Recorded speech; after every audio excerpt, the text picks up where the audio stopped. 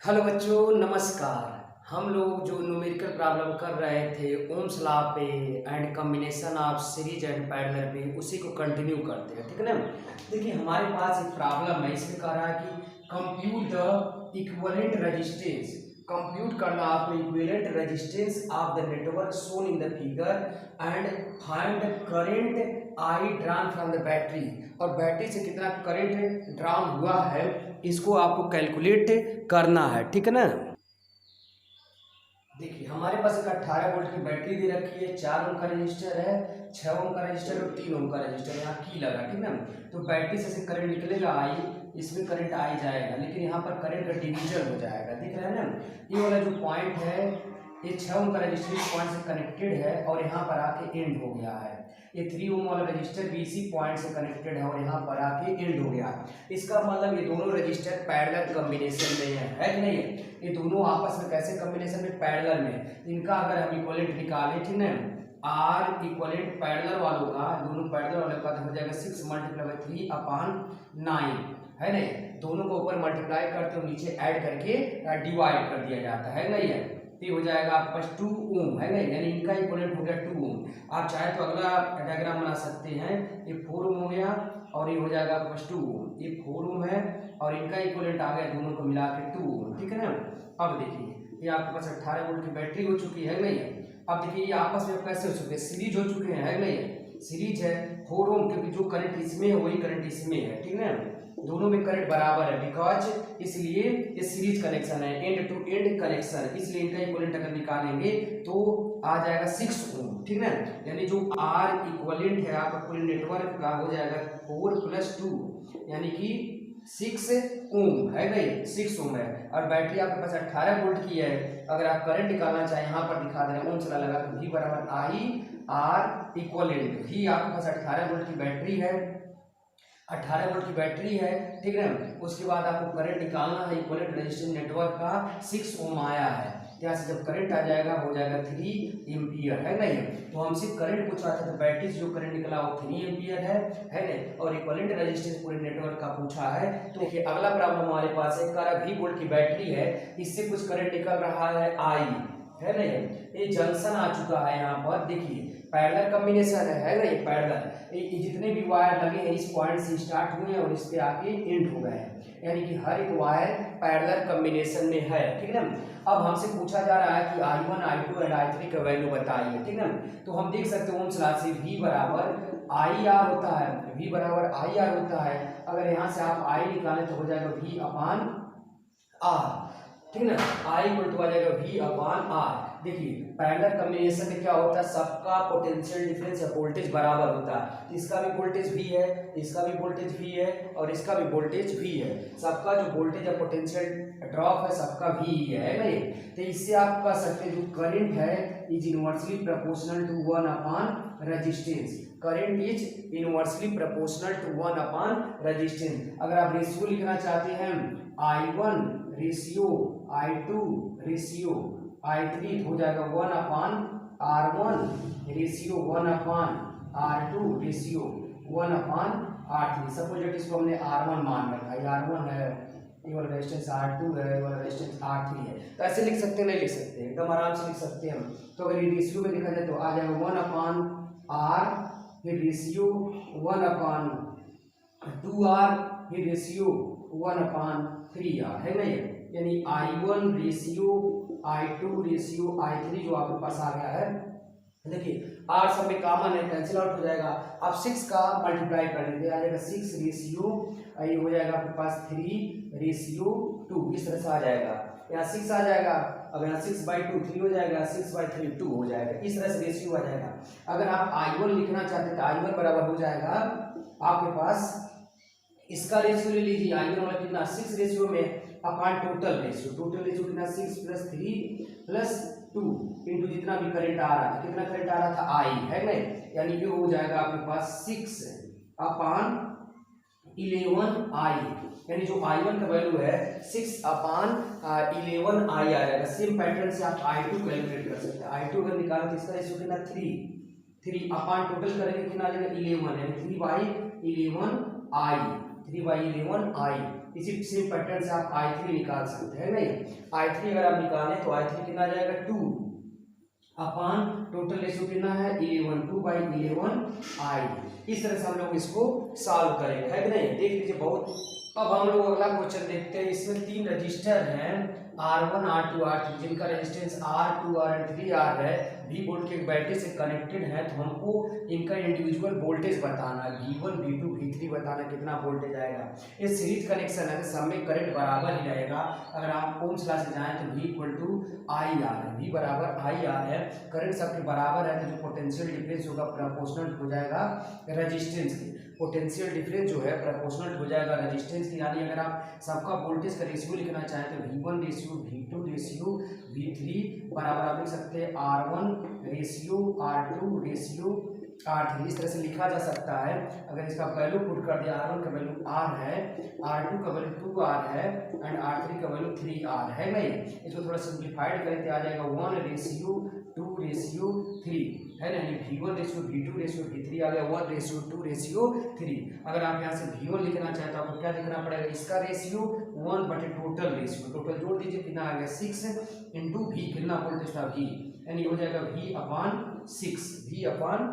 ऐसे V2 अगर लिखना चाहें इसका वोल्टेज तो क्या करेंगे, इसका रेशियो कितना 2 है, यहाँ लिखेंगे 2 टोटल रेशियो कितना 6/V, यानी कि हो जाएगा V/3। इसी तरह से आप अगर V3 लिखना चाहें तो V3 क्या हो जाएगा, इसका रेशियो कितना 3/टोटल रेशियो कितना 6 इंटू V, यानी कितना हो जाएगा V/2। इस तरह से आप वोल्टेज रेशियो के माध्यम से लिख सकते हैं। बहुत इंपॉर्टेंट है, और अच्छे देख लीजिएगा। अगला लिखा है find current supplied by the battery in the circuit shown in the figure. Circuit में एक फिगर, यहाँ पर एक फिगर दिया है, आपको बताना कि बैटरी से कितना करंट निकला। लेट सपोज I करंट निकला, तो यही I बताना है, ठीक है। अब इस सर्किट को ध्यान से देखिए, 24 वोल्ट की बैटरी है, एक पॉइंट यहाँ है, लेट सपोज ये पॉइंट E है, ठीक है ना। ये हमारे पास एक कनेक्टिंग वायर है, हम लोग पढ़े थे कनेक्टिंग वायर के क्रॉस पोटेंशियल ड्रॉप क्या होता है, 0 होता है। ये वाला भी पॉइंट ए ही हो जाएगा। हमारे पास एक कनेक्टिंग वायर है, इसका रेजिस्टेंस नेग्लिजिबल है, इसीलिए दोनों पॉइंट का पोटेंशियल क्या होगा, बराबर होगा। ऐसा सेम पैटर्न है। देखिए एक वायर आया है, इसको विदाउट टच किए जा रहा है, विदाउट टच करने का सिंबल इस तरह से हम लोग पढ़े थे, ठीक है। तो जब टच नहीं करते तो ऐसे बना दिया जाता है, यानी कि अगर इस पॉइंट का पोटेंशियल अगर आप बी मानेंगे तो इसका भी पोटेंशियल बी होगा। क्यों, क्योंकि एक कनेक्टिंग वायर है, ठीक है, शॉर्ट सर्किटिंग कर दिया गया है। यानी कि ये वाला जो रेजिस्टेंस है, ठीक है, अगर देखा जाए 8 ओम का रेजिस्टेंस, दो फिक्स पॉइंट के बीच में कनेक्टेड है, ए और बी के बीच में। ये वाला पॉइंट ए हो गया, ये वाला पॉइंट बी हो गया, इनके बीच में रेजिस्टेंस लगा 8 ओम का, है ना। इसको देखा जाए 12 ओम का, तो ये भी ए और बी के बीच में कनेक्टेड है, ठीक है। तो ए बी इसी के बीच में कनेक्टेड है ना ये, यानी कि हो गया आपके पास 12 ओम, है ना। यानी कि और इसके बाद यहाँ से ऐसे बैटरी कनेक्टेड है आपका, ठीक है, यहाँ से ऐसे आपके पास बैटरी कनेक्टेड है 24 वोल्ट का, ठीक है। यानी कि 12 ओम और 8 ओम कैसे हो गए, पैरेलल कनेक्शन है। अगर आप इनका इक्विवेलेंट लिखेंगे तो कितना हो जाएगा, दो लोग पैरेलल में है तो दोनों को ऊपर मल्टीप्लाई किया जाता है, नीचे ऐड कर दिया जाता है नहीं। तो इसको अगर आप कैंसिल आउट करें, 4 से 4 दूनी 8, 4 5 20, यानी हो जाएगा 24/5 ओम। इक्विवेलेंट रेजिस्टेंस आ गया 24/5 ओम। आपको ओम्स का लगा लीजिए, V बराबर I/R इक्विवेलेंट। हमको देखिए वोल्टेज पता है 24 वोल्ट है नहीं, करंट निकालना है और R इक्विवेलेंट की जो वैल्यू आ गई है 24/5 है नहीं। तो आप देखें 24 से 24 कैंसिल आउट हो जाएगा, यानी I जो करंट है, करंट आ जाएगा 5 एम्पियर, यानी कि जो बैटरी से करंट निकला था उसका वैल्यू कितना आ चुका, 5 एम्पियर। बहुत इंपॉर्टेंट क्वेश्चन है, कनेक्टिंग वायर का कंसेप्ट है। अगर कोई कनेक्टिंग वायर से जुड़ा है तो दोनों पॉइंट के बीच का कोई पोटेंशियल डिफरेंस नहीं होगा। पोटेंशियल डिफरेंस क्या है, 0 है, और दोनों पॉइंट का पोटेंशियल क्या होगा, बराबर होगा। इस तरह से हम लोग अगला क्वेश्चन देखते हैं। इसमें बोला जा रहा है हमसे कि कैलकुलेट बैटरी करंट, बैटरी के द्वारा कितना करंट निकला है and equivalent resistance of the network shown in the figure. Network आपको दिया गया है एक रजिस्टर का, ठीक है, इक्विवेलेंट रेजिस्टेंस बताइए और इस बैटरी द्वारा कितना करंट निकला है ये बताइए, ठीक है ना। तो देखिए इस बैटरी से कुछ करंट निकलेगा, ऐसे आई है नहीं। अब देखिए कुछ आएगा करंट, है नहीं, करंट यहाँ पर आएगा, ठीक है, ऐसे ऐसे डिस्ट्रीब्यूशन होगा करंट का।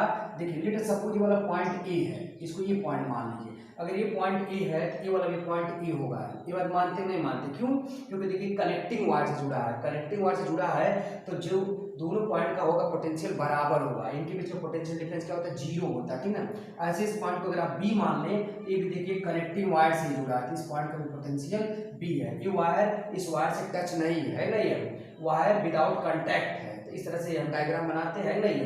तो ये वाला अगर पॉइंट बी है तो ये वाला भी पॉइंट बी है। अब देखिए जितने भी रजिस्टर हैं इनको ई और बी के बीच में बनाने की कोशिश करते हैं, पॉइंट ए और पॉइंट बी है।